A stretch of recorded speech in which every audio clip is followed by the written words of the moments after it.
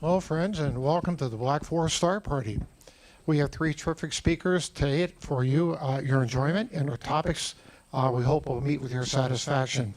They all have excellent and extensive expertise and experience in their fields, and they are here today to share their love and enthusiasm for astronomy with us. So, on with the show. Our first speaker is Phoebe Sandhaus.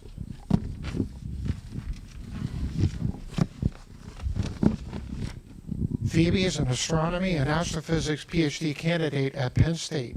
She has been awarded the Cecilia Payne Gaposchkin Science Achievement Graduate Scholarship in Astronomy and the Astronomy Department DEI Award. She has a BS in Physics from UBMC and an MS in Astronomy and Astrophysics from Penn State. Currently, her primary research uses computer simulations to study planet formation theories. In her free time, she loves playing video games, doing jigsaw puzzles, and making cross-stitch. These are all important things. She will speak today to us in a presentation titled The Consequences of Satellite Mega-Constellations and Space Junk. Phoebe, everyone. Phoebe Hansen. Thank you. Okay, everyone can hear me all okay? Okay, awesome. So, thank you for the wonderful introduction. And so, before I get started, I do want to say this presentation will make you hopefully feel a lot of things, and I want you to hold on to those feelings and use those feelings and take that from here with some action items at the end of this presentation. So, with that being said, let's talk about the consequences of satellite mega-constellations. So, before I even get started, who here has seen a satellite? Yep, okay, fantastic, great start. So, we're gonna talk about guidelines that should be in place going forward about our night sky. So the first guideline should be that unpolluted access to the night sky should be seen as a human right and it should be protected. Yeah.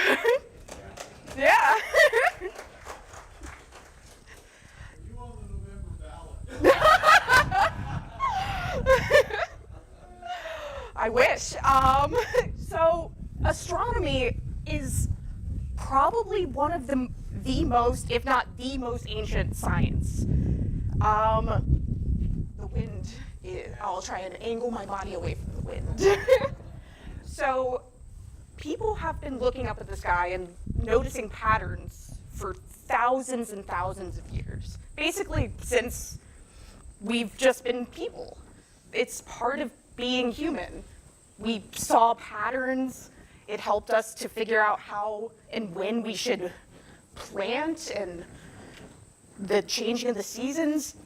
And like this first one, the Chenkyu Solar Observatory, it's roughly 3,000 years old. 3,000 years old. This medicine wheel is so old that no one is quite sure how old it is. The Native American group, the Crow, actually, when they moved into the region, it was already there, so they don't even know who made it. And then this last one here, the Dunhuang star map, this is actually the world's oldest complete preserved star atlas from the 7th century CE.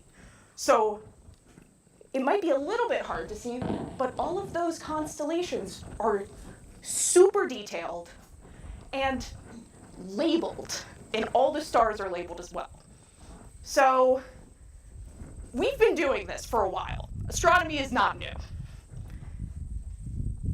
And not only have people been looking up to the skies and thinking scientifically, but also culturally and spiritually. And a lot of peoples today have both their cultural heritage tied up in the sky, as well as active cultural practices associated with constellations and stargazing.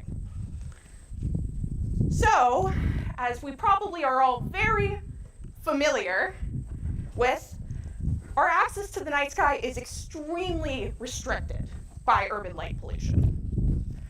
99% of people in the US and Europe live under light polluted skies. And only 80% of North Americans, 80% of North Americans can't see the Milky Way. And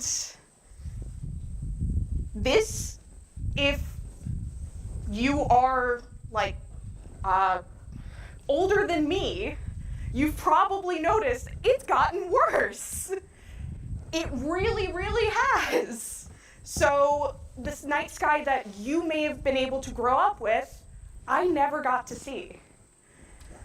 So, and it's due to largely the rise in LEDs, which are great. They're cheap, efficient, they save a lot of energy, but because they're so cheap and efficient, people overuse them. And a lot of times they just let that light go into the sky and they don't even bother to like try and aim it down. So, but it's escapable, right? Hypothetically. I point out two places here. I grew up in Baltimore, right there in the middle of a unbelievably light polluted area. And currently I live in Troy, which is right outside of Albany, which is also extremely light polluted.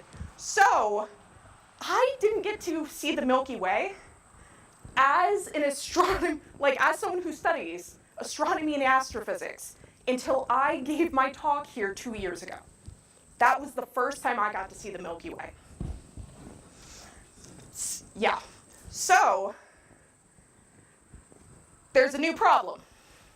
That not only do we have to think about escaping city lights, we now have to start thinking about a new source of light pollution. Satellites, which, as it seems, many of us have already witnessed. And largely, it is an American private company, SpaceX, who is launching the vast majority of the satellites currently. And these are numbers that I checked this morning, that there are currently 6,396 Starlink satellites in orbit out of a total of just 7,000. So the rest of those have since like deorbited and stuff like that. And we'll talk about deorbiting in a bit. So, why are they suddenly a problem? Because you can probably think, even say 5 years ago, they weren't. And that's because it's exploded. So this is the number of Starlink satellites over time. And they currently make up 62% of all active satellites. That counts every single satellite from every single country, from every single company. They make up 62% of them. So, functionally, one private company owned by one person now effectively controls all of low Earth orbit. And currently, they have provisional permission from the FCC to launch and operate 42,000. So, it's not just SpaceX. So, if you go down this list, thousands and thousands and thousands. And yes, those are those numbers at the bottom. Semaphore with wanting to launch 160,000 satellites, and eSpace wanting to launch 337,000. And here, pictured is known as the Blue Walker 3, which is the AST Space Mobile one. And it is huge. It's like a tennis court that they want to launch. And the brightness of their test, which I will actually show a plot of in a little bit, produced apparent magnitude, so the apparent brightness, of less than 1. So for anyone who doesn't know the language of magnitudes and brightness, to see something with your naked eye, in the best case, is about a magnitude of 6, and because astronomy is weird and unintuitive sometimes, a larger number means it's dimmer, and a smaller number, so the lower it is or the more negative it is, the brighter it is. I can go on a rant about that another time. So, it's really bright, and the naked eye can maybe see about 6-ish. So, and then if you're in, say, like a city, maybe about a 2. So you could see this thing in the city. Pass it over. So, those numbers are terrifying. We need international regulation because not all of these are the US. This is all over the world that these companies want to do this. And there are even more that have been proposed. So the numbers aren't just hundreds of thousands. They're like closer to 1 million that people want to launch. So one big thing that a lot of people have talk about with SpaceX and Starlink specifically is the SATCOMs are going to provide global internet. They're going to provide it to the poorest among us in the most rural areas. But who can afford it? And who will benefit from the presence of this? Yeah. And the answer is a very small. So all of those blue, and here, I'll try and, yeah, there we go. All of those blue circles, the bigger it is, the bigger the population. All of those are where populations where it could be both affordable and needed. So there's not other internet options really. That's not a very large number of people. And that big one are people in China, and China is going through and planning on launching their own satellite mega-constellations. So Starlink, and this is specifically for Starlink, this plot, will not really serve anybody because the monthly cost for it is $80, which is a big chunk, but also the startup fee is about $100 to $300 to even begin to use it. So that can be very expensive for a lot of people if the idea is to get to underserved populations. That's a big chunk of change. But they offer it in times of crisis, right? Well,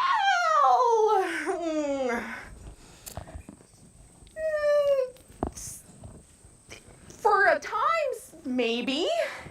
And then they ask the taxpayer to pick up the tab.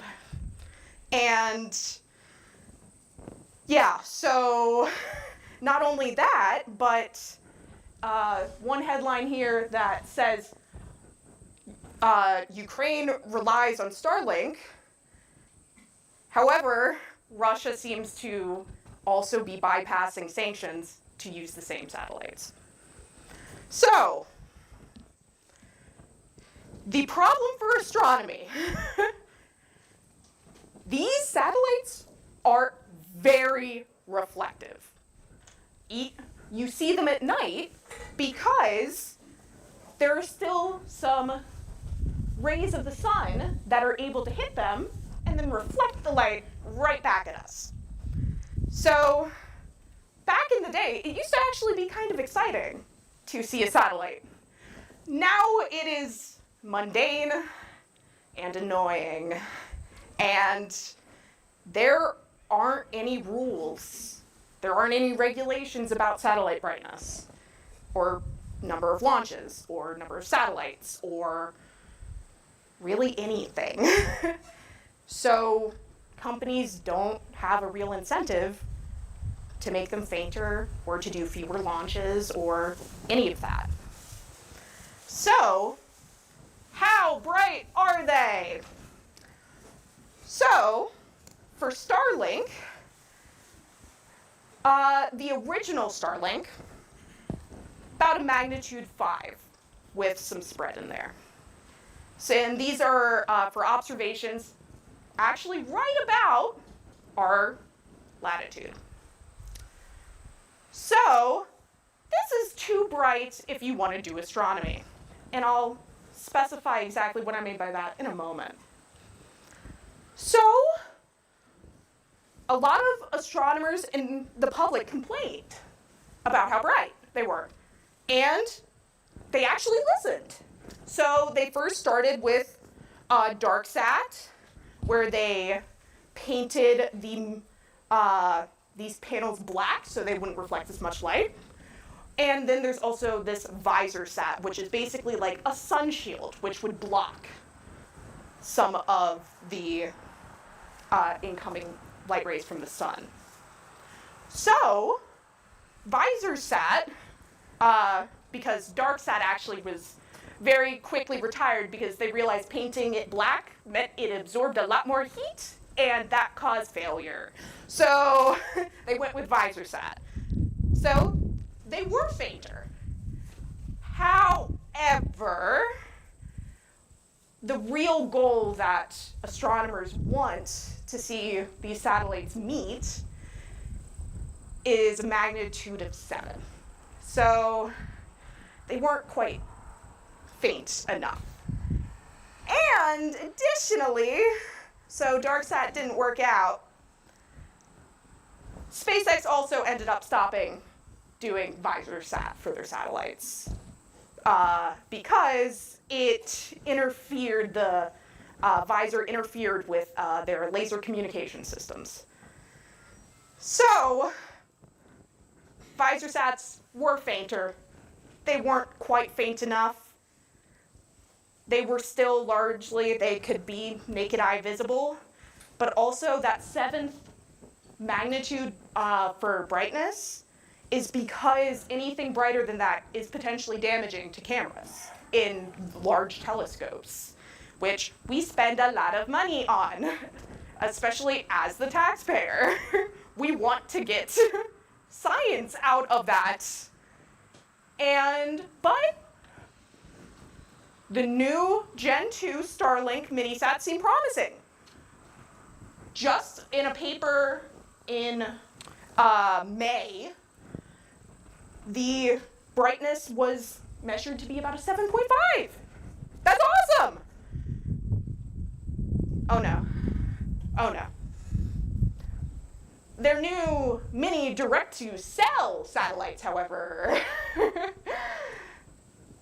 we're back at a 5.5. So, oh no. And mentioned we would come back to this one. This big guy, this guy started bright at about a 3, and then it dimmed over time. It went up to altitude, so, while it's changing, brightness gets a little funky, and then it started dimming again. We're all good, right? Then it shot back up in brightness. So, astronomers asking companies nicely doesn't really work. And by the way, the peak that this tennis court reached was plus was 0.4 magnitudes. So, how many of you have done astrophotography? Then you probably know that these satellites photobomb long time exposure photos. Here are two images of comets that are just littered with them. Here is another image. All of those streaks were captured in less than 2 hours and combined into a single image. And the majority of those are Starlink. Not only do they photobomb long time exposure astrophotos, they also do it to research images, including some of my friends. So this is some data from Dr. Samantha Lawler, who she's actually trying to discover new Kuiper Belt objects to learn about how our solar system formed. And the typical objects that she looks for are a magnitude of 25, which are 15 million times fainter than the typical Starlink. So if a Starlink goes through, it drowns out any possibility of her finding anything. But those were ground-based observations, right? We're safe in space. Unfortunately, can't even get away from satellites in space. So these images are from Hubble. So as of about 2 years ago, 3% of images had a satellite tail. But as we have seen with the exponential growth in the number of satellites, the number of satellites in low Earth orbit reaches about 100,000, 33 to 41% of images will have a trail going through them on Hubble. And it's not just the optical that we have to worry about. It's radio too, because what do they use to communicate with the ground? Radio. So all of this here is radio interference, and not just any radio interference. A lot of that I just showed, it's not from them beaming and trying to communicate with the ground. Those emissions are actually unintended. They're just from electronics on board. So there's no controlling that radiation, because typical mitigation strategies would be to make sure that like to point away or to exclude radio astronomy regions. So like the Green Bank Observatory, that radio quiet zone, would be to make sure that they don't transmit when they're over that area. But if it's unintended emissions just from electronics on board, they can't control when those are emitting. So what that means is that these observations, and when you do radio observations, you will have to possibly worry about continuous interference from these things. Whereas with optical, which, as we've seen, is already bad, the mitigation is like, we know that the satellites are going to be brightest probably around twilight. So we'll try and schedule our observations around that. Radio won't be able to do that. And eventually, this could hypothetically create a sphere of radio noise around the Earth, making a lot of radio astronomy observations virtually impossible to see through it. So, guideline number 2, and this is the one that I'm personally the most scared about, is keeping low Earth orbit collision free. So this is a little diagram of the collision that happened in 2009 between two satellites, one defunct and one active. And it produced a lot of debris. So, low Earth orbit is getting very crowded. So we saw before the exponential increase of satellites, but there are other things here. And there are a couple of features in this plot.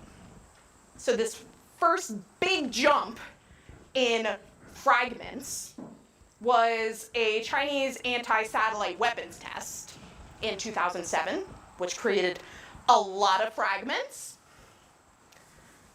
The collision between two satellites that I just talked about.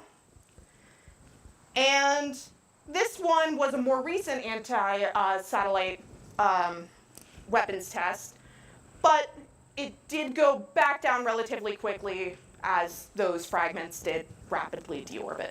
However, we also have a new contender, which is the huge rise in satellites.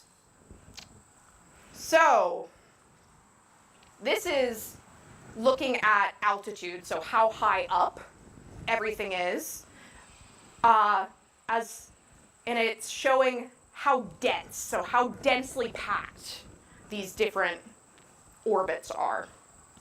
And if you're wondering, what do you think that green spike is? It's Starlink! Who could have predicted? So, I'm going to, let's see if this allows me to,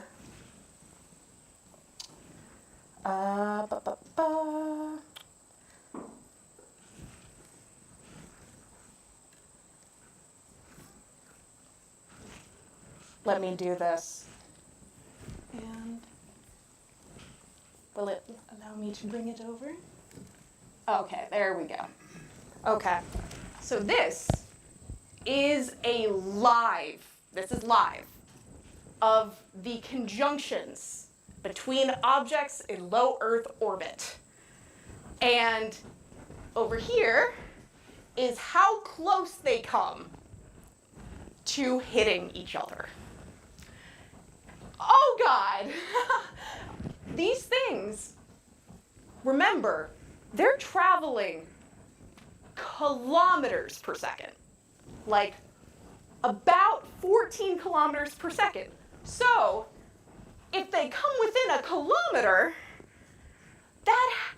they can go a kilometer very quickly. And yeah, so this is one of the more terrifying ones.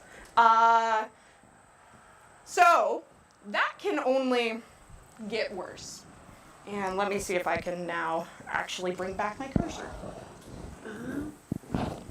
There it is. Okay.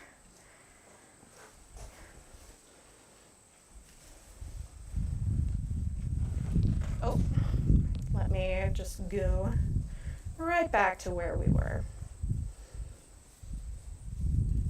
Okay, awesome. So, we see it's getting crowded. Solar max is kind of now. And SATCOMs largely rely on collision avoidance, active collision avoidance right now. So, if a large number of them were damaged, broken, or put into safe mode, so basically kind of like turned off to lessen damage from solar storms, what happens if they can't actively avoid each other? Well, back in 2022, a solar storm actually did destroy a whole bunch of satellites in orbit. So as more come into orbit, this could become a bigger problem. And a lot of everything that I've been talking about relies on when they're sending up these satellites, they don't think they're going to last forever. They want them to burn up on reentry. However, that might not be a great idea. So, the huge number of rocket launches has unbelievably increased, with commercial being by far the largest. So, rocket emissions from just sending rockets up is actually beginning to become significant. And all of these things that come from pollution during launch, if we go through greenhouse gas, ozone depleting.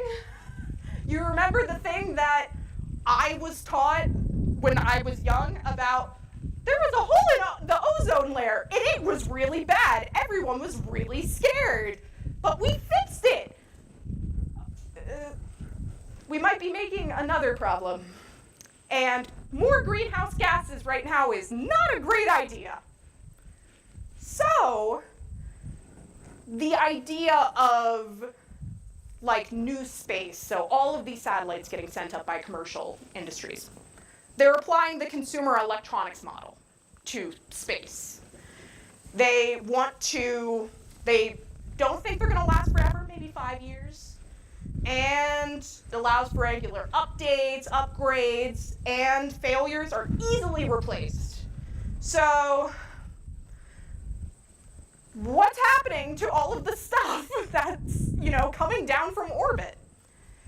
Well, how much is it? Also, about 29 tons of satellites will end up being burned up in the atmosphere per day.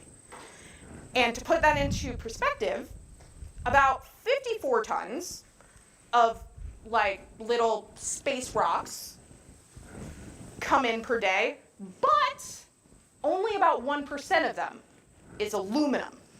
And whereas satellites are made of metal.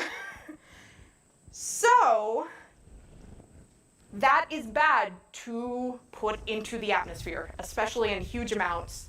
And we also don't know exactly what will happen if we do it in large amounts, put metals into the atmosphere. But that seems like something we should maybe be concerned about. And re-entry pollution is now measurable. So, yeah, 10% are already of stratospheric aerosols are already from satellite and rocket re-entry pollution. So, number 4, let's control re-entries. So if they don't burn up, what happens? Yeah, they just come down. And there are certain places that will see a larger number of uncontrolled re-entries, and a lot of those places are in the global south. And so that means that poorer populations will feel the effects and reap the consequences of the actions of these rich billionaires. So, also, what happens if a rocket hits your house? Legitimately, especially if it wasn't originally from your country. What do you do about that? Yeah, laws are very outdated. How do you deal with that kind of international issue? And yeah, all of those are from different ones. One of the most recent ones on here, there was just a little thing that came down from orbit that went through the roof and all the floors of a house in Florida, and the guy was home. And he was like, what just happened? Thank goodness he was okay.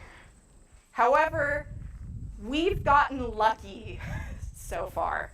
As more of this happens, for the individual, it's still astronomically unlikely. However, a fatality occurring seems inevitable from this. So, we need regulation. So, there is one international law, and it's very outdated, and doesn't even apply to private companies. So the Outer Space Treaty was signed back in 1967, before we landed on the moon. And it established that space should be freely explored and used by all nations. So, but it kind of seems like the more full the orbit gets, it kind of feels like it's not quite able to be freely used. But there's another possible law that could apply here, specifically for the US, which is the National Environmental Policy Act, which requires federal agencies to assess environmental effects of their proposed actions prior to making decisions. So it would require the FCC to actually do environmental impact reports before they say, yes, Starlink, yes, SpaceX, you can send as many of your rockets and satellites up there as you want. It would require them to actually be like, okay, let's see what would happen if you do that, though, first. So there was actually a case against the FCC to try and use this as part of their argument for, hey, maybe we should tell, SpaceX, Starlink to cool it and not send up satellites until we can figure this out. It failed in court. So we really want low Earth orbit to be recognized legally as an environment. It is an environment like the beautiful woods here. So, okay. Unpolluted access to the night sky. Keep low Earth orbit collision-free. Minimize atmospheric pollution, control re-entries, and let's get some regulation. Any regulation would be better than this wild west of space right now. What will we miss with no mitigation? We're already seeing 60 plus new satellites every 1 to 2 weeks. And this has already affected basically everyone here. Everyone here has seen a satellite and has probably witnessed how they've increased in number. For astronomy discoveries, we recently found the most distant comet to ever be discovered while it's incoming towards us. So researchers can then watch it for so many more years to watch how it evolves as it approaches the sun. Or Oumuamua, the first interstellar object that we saw coming through our system. The only reason we were able to see it is because of telescopes, and it was very, very dim. Also, maybe looking for a 9th planet out beyond the Kuiper Belt without, if the sky gets too bright for observations, we won't make any determination whether or not. And this one, many people in my research group do SETI work, the search for extraterrestrial intelligence. So looking for beings that are communicating with the universe. We wouldn't be able to see any of that from if a sphere of radio emission is around Earth. Or if anyone watched the live stream for DART, which was awesome, if we want to find asteroids, they're dim. We have to be able to find those and detect them early enough to be able to do a DART-like, mission. Okay. I think I've sufficiently put all of this into perspective. We're all probably feeling upset and mad. What can we do with that? So, strong international regulation, it's slow. We need it, but it's slow, and every week we're getting 16 new satellites. So faster is consumer pressure. So you guys, all of you. So first, tell your friends who aren't here what's happening in orbit. There are, you can tell them to go to this website where there are a series of videos that go through everything that I basically talked about. And there's also an app on the Apple Store, unfortunately not on Android, but you can actually click through and see what the constellation lines around orbit and throughout the day in the sky would look like. And actually you are able to visualize that. And this one, you basically are already doing this one. Keep showing people the night sky. Show them what they're losing. Keep taking those amazing photographs. Keep, go to public observing nights, host your own, and just go out and show people how beautiful the sky is. And if you can help it, don't buy internet from these guys. I understand, if that's all you got, that's fine. You can still let them know how you feel about Mega-Constellations. You can still say to your provider that you care about these things. So, and my personal favorite always, talk to your representatives. And if you don't know who they are, you can go here and you can find them. And you can tell them you want regulation, you want fewer satellites, you want better engineering. And the biggest thing is it's not a dichotomy between we can have internet for everybody or we could have a night sky. That is not true. We absolutely can have both. We just have to have people willing to say, let's regulate this. And if you go to this website or follow this QR code, and I believe this presentation will also be uploaded later onto YouTube. So if you don't get it right now, I can also show it to you personally later. Or you can just email me, or don't worry. I'll make sure you get it. And if you click their Take Action button, they literally have links for what to do. And you can add your name onto a petition that will be sent to the FCC saying that we believe satellite mega-constellations need environmental review. So, I'll leave up these 5 guidelines, but I'm also going to leave you with a quote that I found when I was making this presentation that I just really liked. And it's from this Australian Aborigine astronomer, Galar Michael Anderson. And he said that everything on the land is reflected in the sky. And I just thought that was very poignant, and I'll leave it there. Thank you.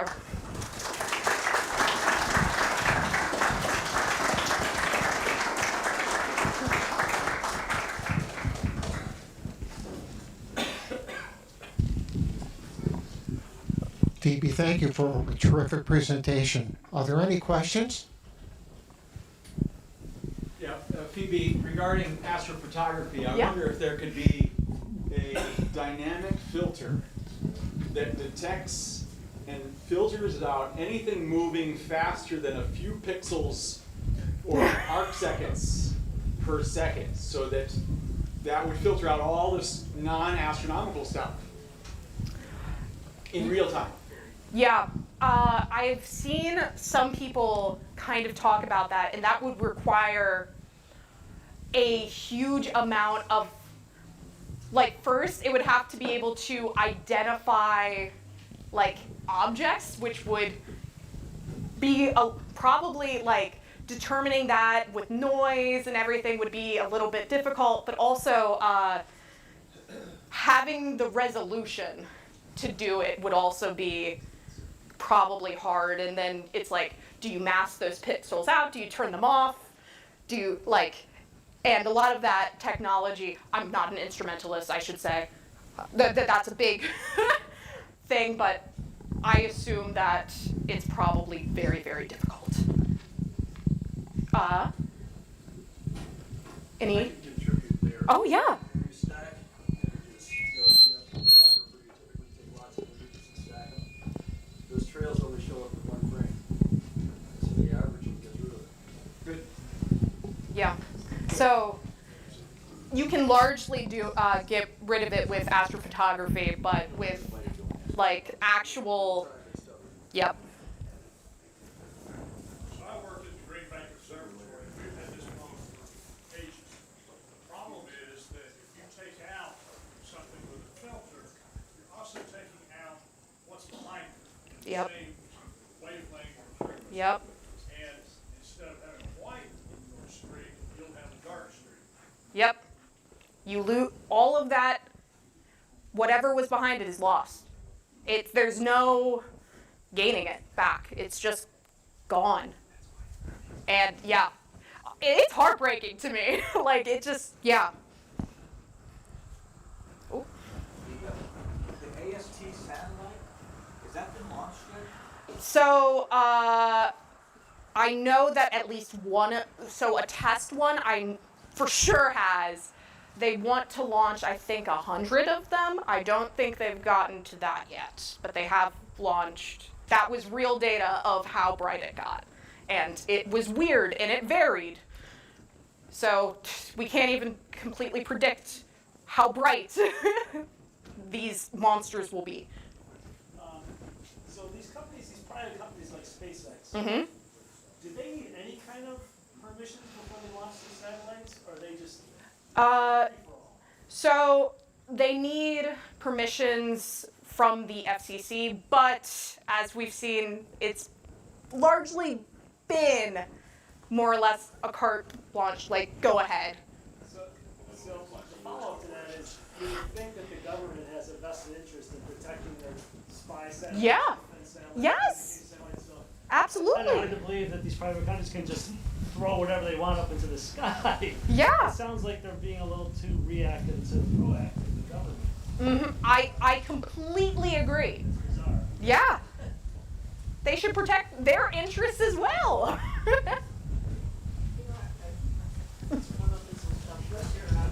No such thing. Elon Musk sends up a rocket that it's gonna get hit something? I mean, the There's- space station might get, I don't know, is it above all of this? The thing is that they're in their calculations, they constantly have a presumptive failure rate. And that's just kind of part of the calculation of they'll write off some amount of money that will probably be lost during. But that won't be true when there's people on board, right? Well, yeah, you would hope. You would hope that that's not part of the calculation, but if anyone knows about the Ford car from decades ago, look that up. The Ford Pinto. Thank you. The Ford Pinto. They did the same calculation, except it was very much in terms of